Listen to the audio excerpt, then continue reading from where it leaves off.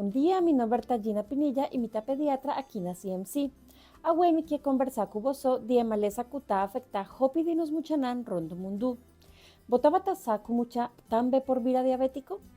Diabetes está presentada su mes de dos formas cerca mucha. Sea tipo 1, caminda bo curpa mes ta bringa contra su mes celunanan, cutal pone cubo páncreas no por producir insulina más.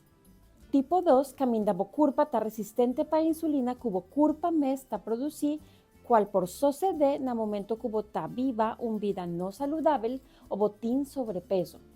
Muchananku diabetes tipo 1 mester usa insulina pa semper dinan vida. Nantiku usa insulina tur viaja kunan quier come algo y también nantinku mantener un vida saludable. Na otra banda, diabetes tipo 2 está más común entre muchanan más grande y adultonan.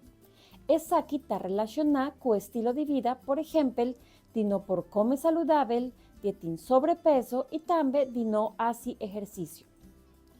Para ese tratamiento de diabetes tipo 2 está enfocado hopi riba adoptar dieta más saludable y hace ejercicio. Dor de informar y concientizar con muchanan tambe por aña diabetes y tambe promover un estilo de vida saludable, nos lo por ayuda muchanan, cuida nan mes y viva una vida feliz a pesar de nan maleza.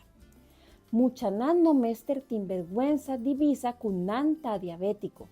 Mayor nan tampoco mester tin vergüenza divisa con nan yu ta diabético.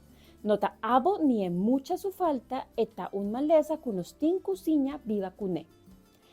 Así nata kutan tu bo mes, bo rumán, bo yu, bo colega o cualquier otro gente cubos saco tin diabetes ta contarriba mo comprensión y ayudanza pa por mantener na bienestar. Danki pa que video aquí y corda cu conocimiento tin poder.